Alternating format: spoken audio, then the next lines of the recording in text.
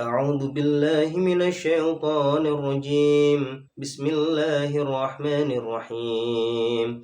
تبارك الذي بيده الملك وهو على كل شيء قدير، الذي خلق الموت والحياة ليبلوكم أيكم أحسن عملا وهو العزيز الغفور، الذي خلق 7 سماوات طباقا، ما ترى في خلق الرحمن من تفاوت، فارجع البصر هل ترى من فطور، ثم ارجع البصر كرتين ينقلب إليك البصر خاسئا وهو حسير، ولقد زينا السماء الدنيا بمصابيح وجعلناها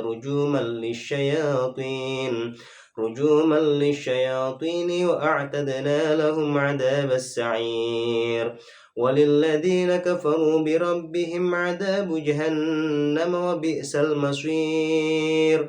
إذا ألقوا فيها سمعوا لها شهيقا وهي تفور، تكاد تميز من الغيظ، كلما ألقي فيها فوج سألهم خزنتها ألم يأتكم نذير، قالوا بلى قد جاءنا نذير فكذبنا وقلنا ما نزل الله من شيء إن أنتم إلا في ضلال كبير، وقالوا لو كنا نسمع أو نعقل ما كنا في أصحاب السعير، فاعترفوا بذنبهم فسحقا لأصحاب السعير.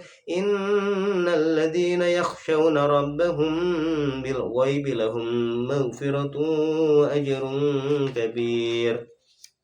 وأسروا قولكم أو اجهروا به إنه عليم بذات الصدور، ألا يعلم من خلق وهو اللطيف الخبير.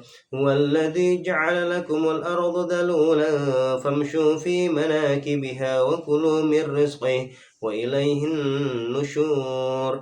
أأمنتم من في السماء أن يخسف بكم الأرض فإذا هي تمور، أم أمنتم من في السماء أن يرسل عليكم حاصبا، فستعلمون كيف نذير.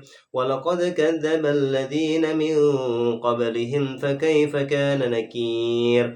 أولم يروا إلى الطير فوقهم صافات ويقبض ما يمسكهن إلا الرحمن إنه بكل شيء بصير. أمن هذا الذي هو جند لكم ينصركم من دون الرحمن إن الكافرون إلا في غرور. أمن هذا الذي يرزقكم إن أمسك رزقه بل لجوا في عتو ونفور. أفمن يمشي مكبا على وجهه أهدى أم من يمشي سويا على صراط مستقيم. قل هو الذي أنشأكم وجعل لكم السمع والأبصار والأفئدة قليلا ما تشكرون. قل هو الذي ذرأكم في الأرض وإليه تحشرون.